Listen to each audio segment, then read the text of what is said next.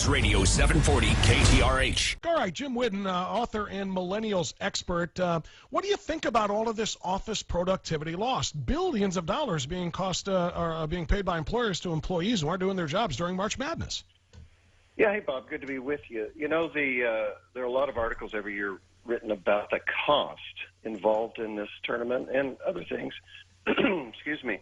But you have to look at it's called a cost-benefit analysis for a reason. So it's intriguing to me that they always provide the cost, but they don't talk much about the benefit. And I believe, I'm on the side that I think it is a benefit. I think our relationships through the electronic rectangles that surround us have become shallower and shallower.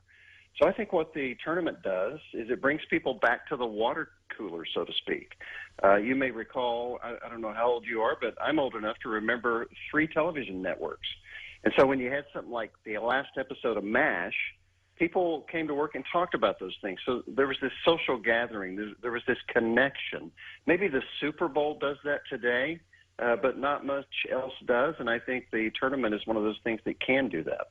Yeah, you know, I don't disagree with that, Jim. I do, and I'm 49, so I kind of have an idea what you're talking about. When you talk about benefits, though, and you talk about the relationships, you're just talking about getting into this pool where everybody's kind of, razzing one another. My team beat your team, I beat you in the pool, et cetera, et cetera. It's just that kind of morale boost. Is that the primary benefit you're talking about?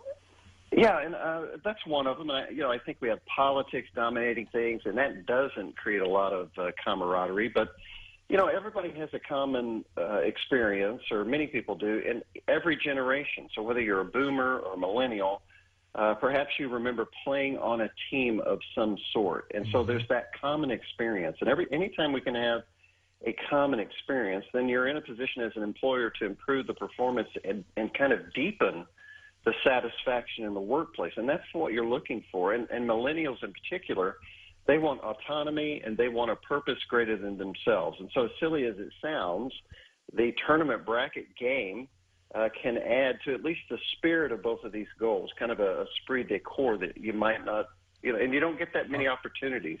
Are the millennials any different in that regard, Jim, than the Generation Xers and the boomers before them? Because, I think they've been enjoying these for decades, these pools.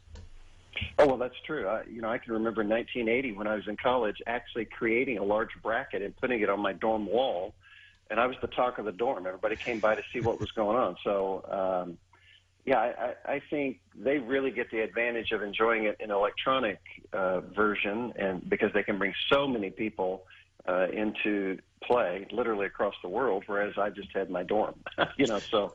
I think they have a lot of fun with it. And it promotes a competitive atmosphere, too, which is not bad in any organization that sells something. In other words, it kind of gets the juices flowing. And pretty much any company that's trying to make a profit is either selling a service or a product. And so this can all help bridge that generational gap that we have to deal with in every generation. It's a great point.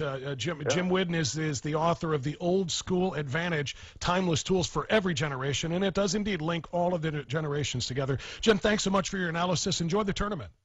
Oh, my pleasure. Have a great day. All right, 7:56 now. That means we are out of time. Michael Berry's next. Thanks for letting us be a part of your morning on Houston's Morning News.